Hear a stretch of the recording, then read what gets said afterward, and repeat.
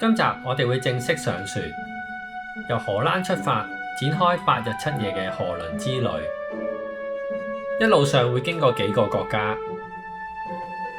呢一度係我哋嘅起點，荷蘭嘅阿姆斯特丹。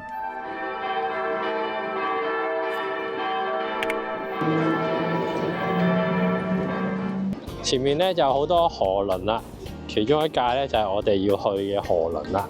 咁我哋咧就揀咗呢架 TUI， 我唔知點讀係咪 TU 啊？咁咧依家我哋上船啦。Wonderful good evening and official welcome on TUI Maya。咁我諗咧，大家都應該聽得多郵輪噶啦。至於河輪咧，可能就比較少聽。而河輪呢個玩法咧，雖然喺亞洲市場唔係好多人知啊，但係其實歐洲係好多人玩嘅。咁河輪同郵輪唔一樣啦，佢規模就比較少嘅。就好似我哋搭呢一架船咧，就只有150個乘客啫。咁佢就好似一間河上嘅移動酒店咁樣啦。咁今次我哋間房咧就係呢間啦，呢間係最大嘅房嚟嘅。咁都先簡單介紹下今次嘅行程啦。河輪咧就會喺阿姆斯特丹出發，沿住萊茵河一直駛去德國，中間咧就會經過一啲近法國嘅城市啦，然之後就去埋法國嗰邊玩嘅。咁最後咧就會喺瑞士落船，完成一個8日7夜嘅行程。咁架船咧，驟眼望落去咧，都係啲歐洲人居多，係咯，同埋啲人係好上年紀，我諗起碼60歲以上㗎啦。呢架船咧就會包咗1日3餐，形式上其實同郵輪好相似，只係規模咧比大型郵輪細好多。今次我哋揀嘅船公司咧喺河輪入邊咧係比較入門嘅，就唔係一啲5星級嘅公司。上網做資料搜集嘅時候咧，都有人投訴過話呢間公司嘅餐飲咧係比較差嘅。咁所以咧第一晚嚟食晚餐咧，我都係抱住一個小心翼翼嘅心態去嘗試啊。Okay, hello, really good to see you. How are you? All good? Very good. 咁呢個係羊同豬啊，腍嘅喎。咁上下 OK 啊。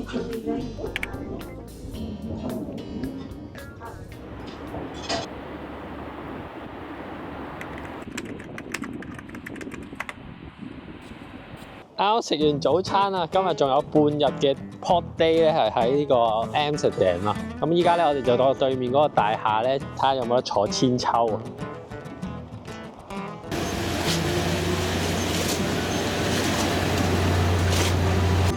點解上船唔使俾錢嘅？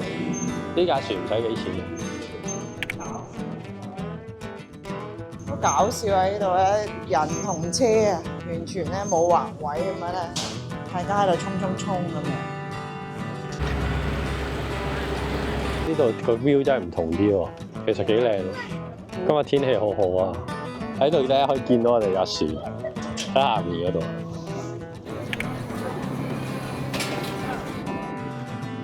哇！原來咧 Amsterdam 咧個 Central Station 上邊咧係寫住 Amsterdam，我而家先知，好似個 stadium 咁樣。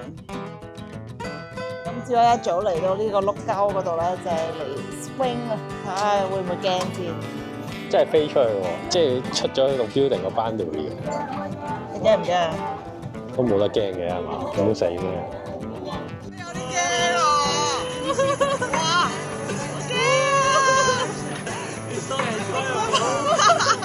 好驚啊！流晒汗啊！隻腳好驚啊！原來有點恐怖啊！原來。佢係咧揈出嚟嘅時候係有啲都幾勁啊！離心力真係，同埋真係隻腳伸咗出面咧，個安全感冇咗，驚驚地。Well, good experience. Good experience.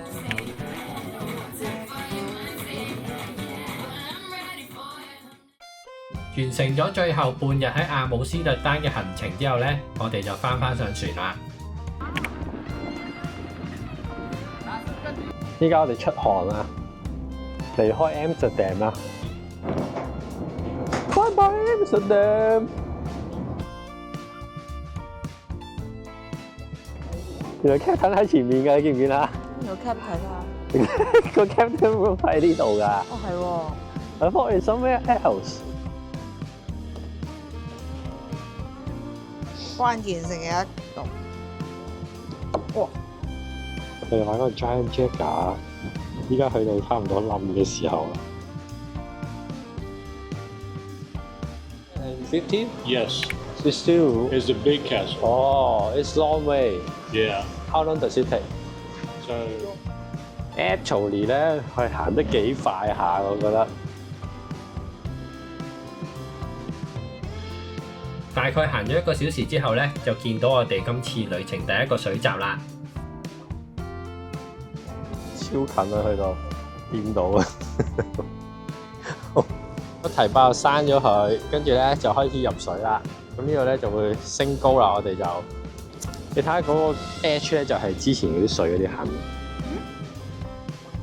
呢個過程簡單嚟講就係透過水位嘅升降，幫我哋隻船去到唔同嘅高度。當我哋啲水位加夠之後咧，我哋就開另一邊閘，就咧可以繼續下一個旅程。我哋升水位咧升高咗啦，我哋依家咧高度咧可以擒去對面，咁樣擒去對面咧就出到去。見唔見到中間嗰個流水滴水落嚟啊？頭先咧過第一道閘嗰陣時咧，啲人全部唔知咧，跟住全部淋濕晒，好搞笑。我頭先喺同跑嘅時候咧，以為 OK， 但係最後尾滴咗一紮水喺個頭度。咁嗰啲人冇避冷嘅，應該成身濕晒。係啊，應該條橋都係咁。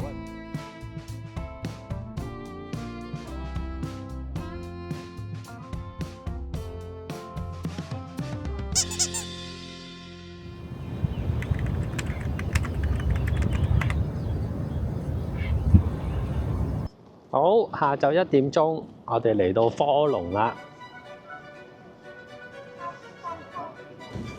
我哋嚟到 Cologne 啦。我哋而家咧向住呢個 Cologne Cathedral 去進發啦。其實呢一個 Cologne 呢個地方好似都即係好似好細咁樣，即係你一眼睇得晒咯。係啊，呢個唔係一個 popular 嘅旅遊區啊。如果唔係荷倫嘅話，我應該唔會嚟呢個地方。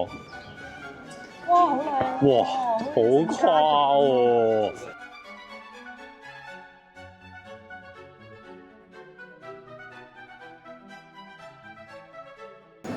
喺呢一度咧，嗰個樓底咧同埋規模咧都可以咧呢一個嘅同西班牙嘅聖家族大教堂咧比較啊！我見到咧白色嗰度咧，唔知維修緊咧定係真係仲做緊工程，好似真係未起完咁樣。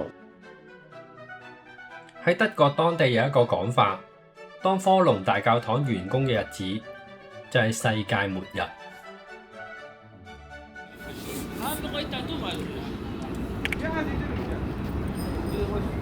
咁我哋前面呢條咧就係大名鼎鼎嘅愛情鎖橋啊！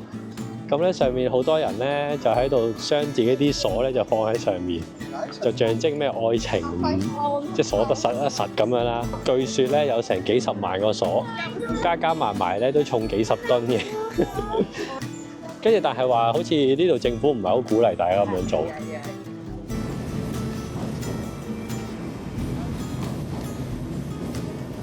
咁我哋咧過一條橋，依家嚟到呢條大廈咧叫做科隆三角大樓啊，上面有個咧 view 嘅 deck 㗎，我哋依家去啦。Go go！ 呢一個 view point 真係一定要嚟，因為去360度睇到晒成個科隆呢一個 city。如果講景點嘅話，佢都唔係好多，咁但係呢一個科隆嘅 view point 咧係一定要上嚟。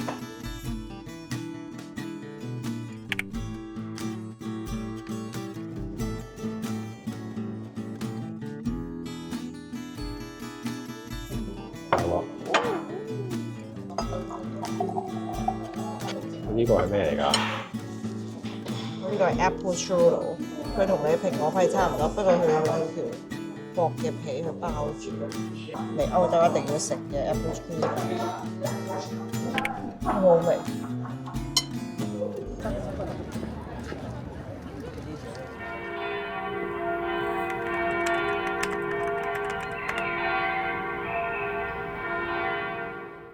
咁如果睇翻地圖咧，我哋左邊條河咧就叫 Moselle 啊。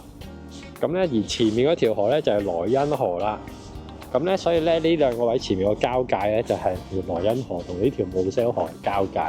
咁你 mix 埋一齊咧，因為啲水都唔同啊，所以如果喺一間坐 cable car 上可能會見到兩節色。我就見唔到而家個水係唔同顏色，但係咧我就見到咧兩邊嘅 current 咧就交匯一齊。係咯，嗰度中間咧好似喺度搞嚟搞去咁樣。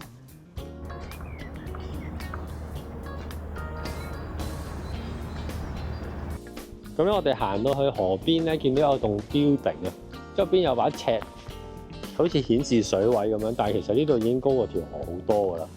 跟住原來咧係以前真係浸到去呢度咁高喎，仲寫住咩17幾年啊，幾多年啊，浸到去嗰個位喎。咁如果呢度浸到去31咧，咁即係呢度全部都浸晒，浸到後面啲 building 第一層都 flooding 嘅喎。你見唔見前面有個巢啊？隻斑鳩 BB 喺度。係喎。第一隻翼出嚟啦！佢攞油啊！係啊，佢係咪餵食緊定係乜嘢啊？唔知啊。但係斑鳩咧唔係餵嘢俾，即係唔係執嘢翻去俾啲仔食嘅喎，餵奶嘅喎。嚇？佢有奶嘅咩？點會啊？我藍天啊！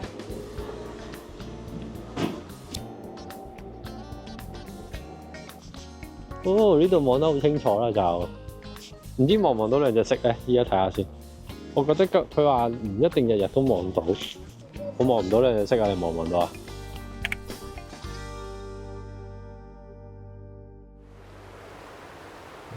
好靚啊！呢個。嗯。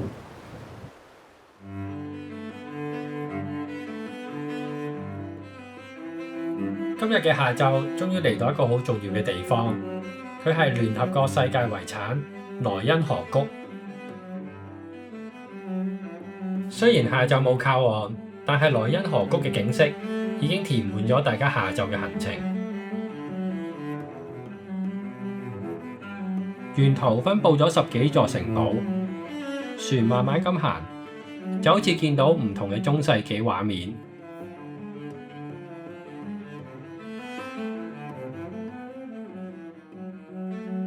咁今集就去到呢度，我哋下一集再見。